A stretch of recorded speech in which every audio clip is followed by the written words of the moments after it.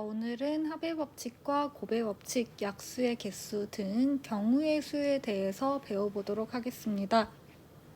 자, 먼저 합의법칙이에요. 교과서 261쪽입니다. 합의법칙이란 우리 중학교 때 살짝 다루긴 했었어요. 두 사건 A, B가 동시에 일어나지 않을 때. 자, 조건이 먼저 중요해요. 두 개의 사건 A, B가 동시에 일어나지 않을 때 사건 A, B가 일어나는 경우의 수가 각각 M, N이면 즉 사건 A가 일어날 경우의 수가 M, 사건 B가 일어날 경우의 수가 N. 이때 A 또는 B가 일어날 경우의 수는 M 더하기 N, M가지와 N가지를 더해주면 된다라는 게 합의 법칙이에요.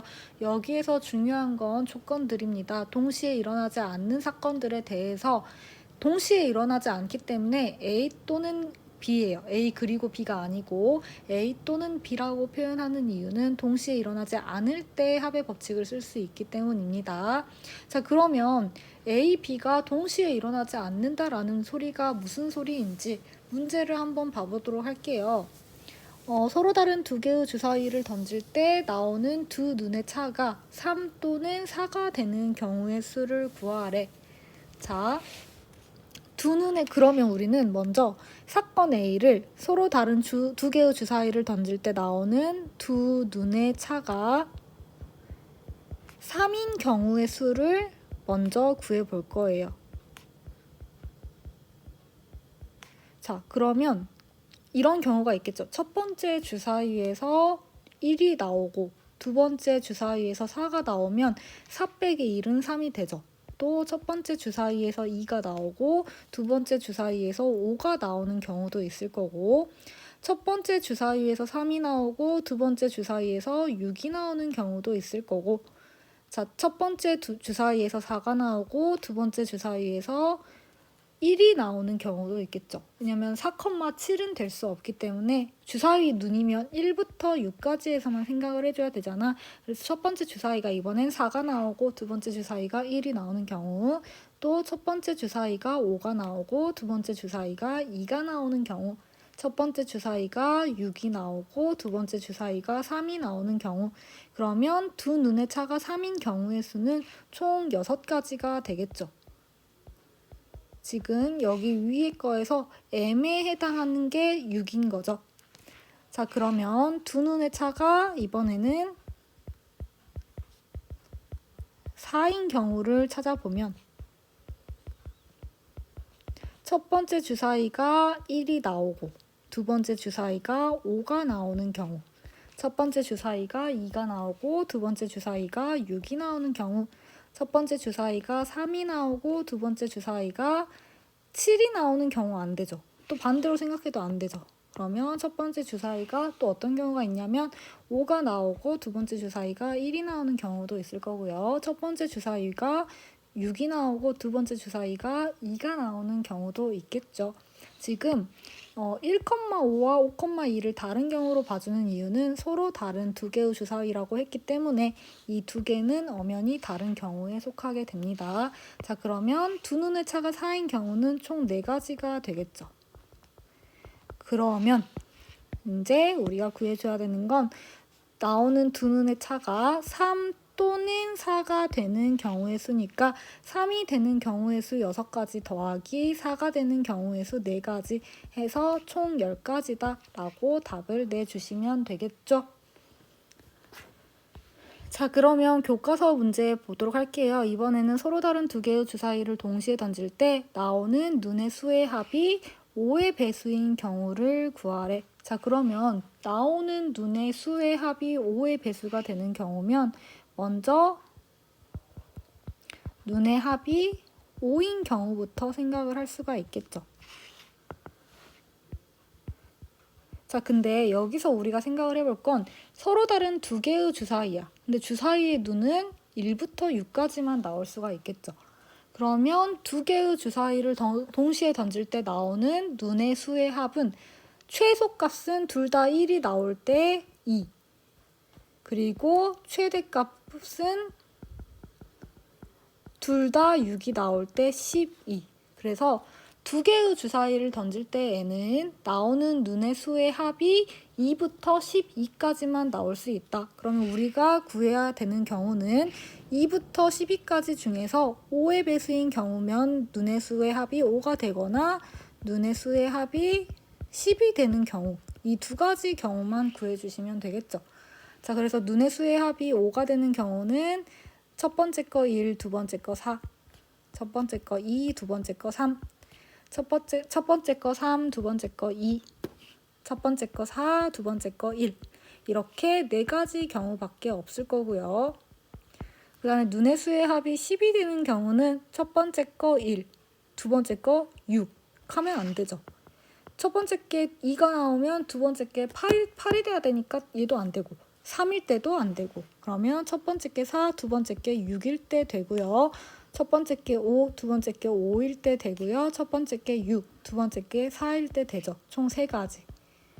그래서 두 눈의 수의 합이 5의 배수가 되는 경우의 수는 눈의 수의 합이 5가 되거나 또는 눈의 수의 합이 10이 되거나 이렇게 해서 7가지라고 할 수 있겠죠.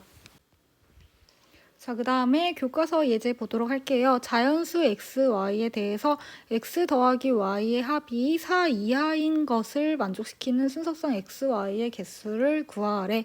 그러면 자연수 x, y이기 때문에 x와 y의 합은 우리가 자연수 범위에서 생각할 수 있겠죠. 자연수의 합이니까 x와 y의 합도 자연수일 거야. 그러면 4 이하의 자연수 1, 2, 3, 4를 생각을 할 수가 있는데 두 자연수의 합이 1이 될 경우는 없겠죠. 더해서 1이 되려면 하나가 1이면 다른 하나는 0이어야 되고, 안 그러면 뭐 음수와 정수꼴이든지 유리수와 유리수꼴이 분수와 분수꼴이든지 그래야 되기 때문에 두 자연수의 합에서는 2를 생각할 수가 없고요. 따라서 x와 y의 합이 2인 경우 또는 x와 y의 합이 3인 경우 또는 x와 y의 합이 4인 경우로 나누어서 생각할 수가 있겠죠.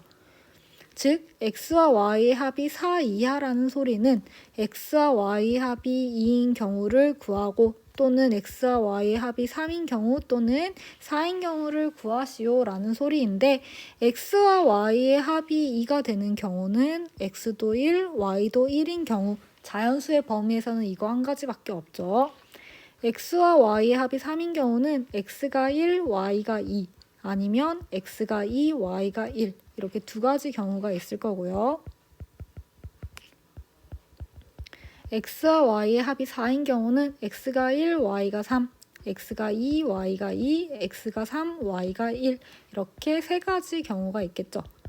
그러면 x 더하기 y가 4 이하이다를 만족시키는 순서상의 개수는 x 더하기 y가 2인 경우 또는 3인 경우 또는 4인 경우니까 합의 법칙을 적용해서 1 더하기 2 더하기 3 계산해주면 6가지 이렇게 답이 나오게 되죠. 자, 그 다음에 문제 2번입니다. 음이 아닌 정수래요. 그러면 0 이상의 정수라는 소리죠. x 더하기 y가 3 이하를 만족시키는 순서상의 개수를 구하래. 자, x 더하기 y가 3 이하래. 그러면 음이 아닌 정수기 때문에 x와 y는 0 이상인 정수로 생각을 해줄 수가 있고요. 그럼 x 더하기 y가 3 이하인 경우는 x와 y의 합이 0인 경우 또는 x와 y의 합이 1인 경우 또는 x와 y의 합이 2인 경우 또는 x와 y의 합이 3인 경우 이렇게 네 가지로 쪼개서 생각을 해줄 수가 있고, x 더하기 y가 0인 경우는 두 개 다 0,0인 경우밖에 없겠죠. 음이 아닌 정수의 범위에서는.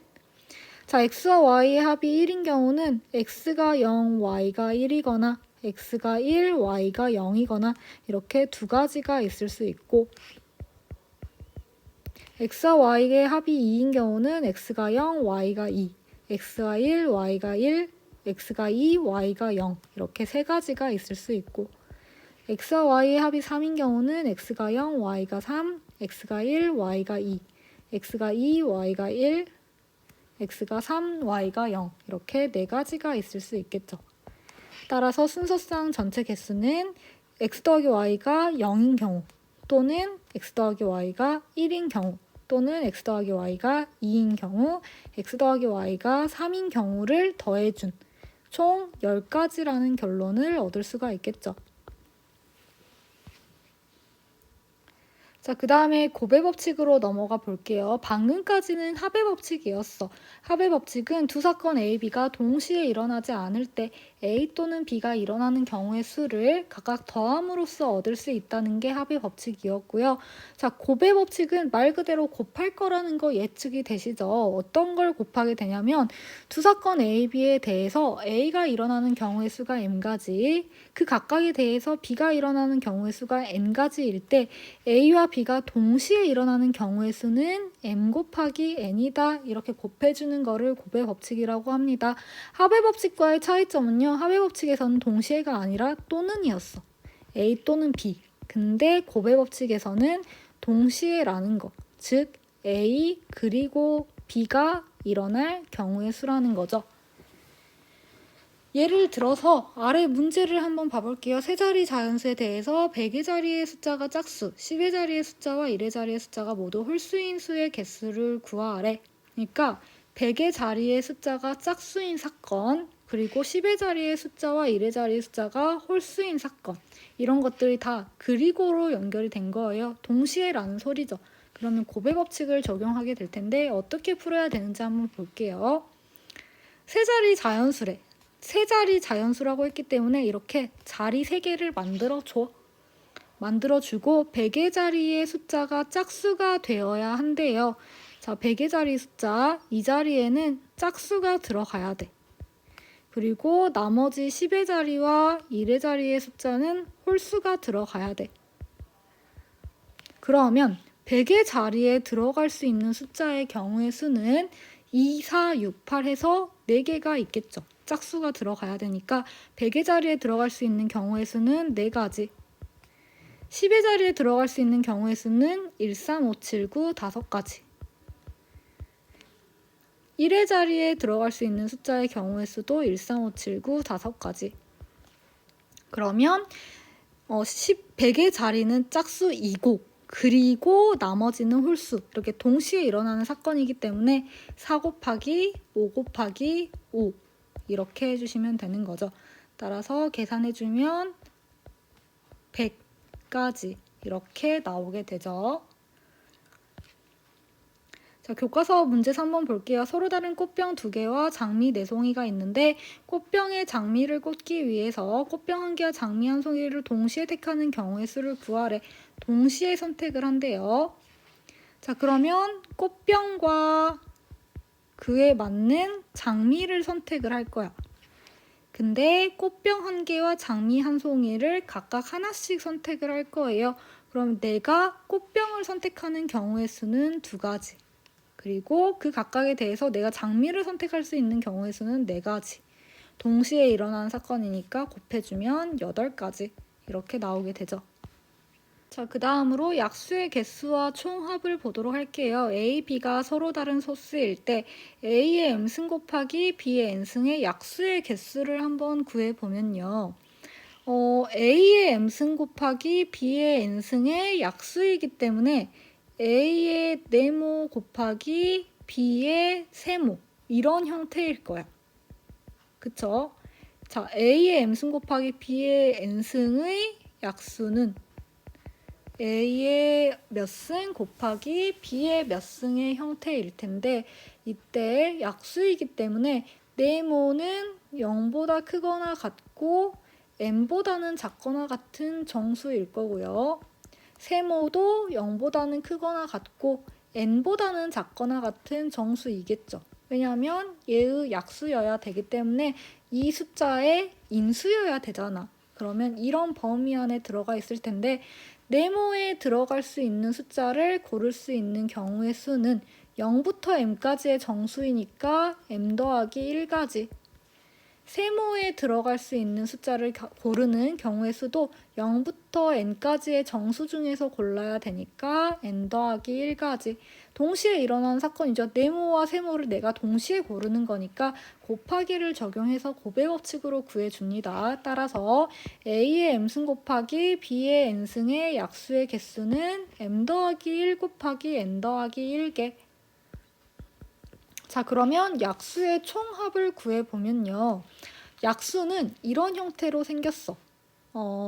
a의 0승 곱하기 b의 0승, a의 0승 곱하기 b의 1승, a의 0승 곱하기 b의 n승, 아니면 a의 1승 곱하기 b의 0승, a의 1승 곱하기 b의 1승, a의 1승 곱하기 b의 n승. 모든 약수들 나열하는 거예요. 쭉 가서 a의 m승, 제일 커질 수 있는 건 a의 m승 곱하기 b의 0승, a의 m승 곱하기 b의 1승, a의 m승 곱하기 b의 n승까지. 그럼 이 모든 약수들을 다 더해주면요. 이렇게 각각 줄로 더한다고 치면은 여기의 합은 다 b의 0승으로 묶을 수 있죠. b의 0승으로 묶으면 a의 0승부터 a의 m승까지. 자, 이 두 번째 줄의 합도 b의 1승으로 묶어주게 되면은 a의 0승부터 a의 m승까지. 마지막 이런 식으로 쭉 더해주다가 이 마지막 줄도 마찬가지죠. 여기도 b의 n승으로 묶어주게 되면은 a의 0승부터 a의 m승까지. 그러면 약수의 총합이니까 얘네들도 다시 다 더해줘야 돼. 다 더해주려고 봤더니 a의 0승부터 a의 m승까지로 묶어줄 수가 있죠. 따라서 묶어주면은 a의 0승부터 a의 m승까지로 묶어주게 되면 남는 거는 b의 0승부터 b의 n승까지의 합. 따라서 약수의 총합은 이렇게 구해지게 된다라는 거 우리가 알 수 있죠. 자, 그러면 360의 양의 약수의 개수를 구할 거야. 약수의 개수 구할 때에는 가장 먼저 소인수 분해부터 해주셔야 됩니다. 360은 36 곱하기 10으로 생각을 해주면 36은 6의 제곱 곱하기 10은 2 곱하기 5. 근데 6은 2 곱하기 3이니까 이렇게 표현이 되고요. 정리해 주게 되면은 2의 3승 곱하기 3의 제곱 곱하기 5 이렇게 표현이 되죠. 그럼 360의 양의 약수의 개수는 4 곱하기 3 곱하기 2 해주면 24개 이렇게 나오게 되죠. 자, 여기가 3, 2, 여기는 1이 생략된 걸로 생각해서 3 더하기 1 곱하기 2 더하기 1 곱하기 1 더하기 1 이렇게 해준 겁니다. 자, 200의 약수의 개수 구하래. 여기도 마찬가지죠. 약수의 개수니까 200을 소인수분해 해주게 되면은 2 곱하기 10의 제곱. 10은 2 곱하기 5로 표현이 되죠.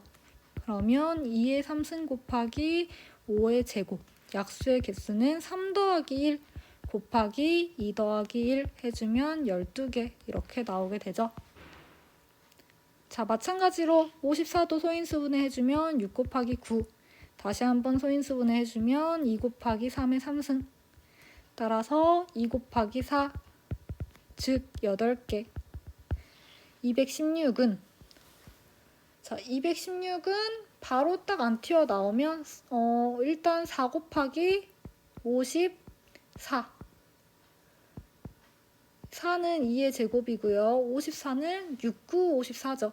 2 곱하기 3의 3승, 즉 2의 3승 곱하기 3의 3승. 약수의 개수는 3 더하기 1 곱하기 3 더하기 1 해서 16개 이렇게 나오죠. 무조건 서인수분해 해줘야 되겠죠. 약수의 개수 구하려면. 자, 이번에는 교과서 264페이지 경로에 대한 고배 법칙을 살펴보도록 할 텐데요. 예제 3번입니다. 자, 휴양림에는 오른쪽 그림과 같이 야영장에서 대피소로 가는 길이 3가지가 있고요.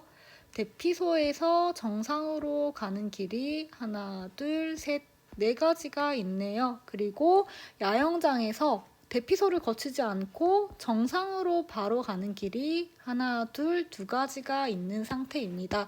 자, 이때 우리가 구해야 되는 거는 첫 번째로, 지금 문제가 덜 써져 있거든요. 첫 번째로 야영장에서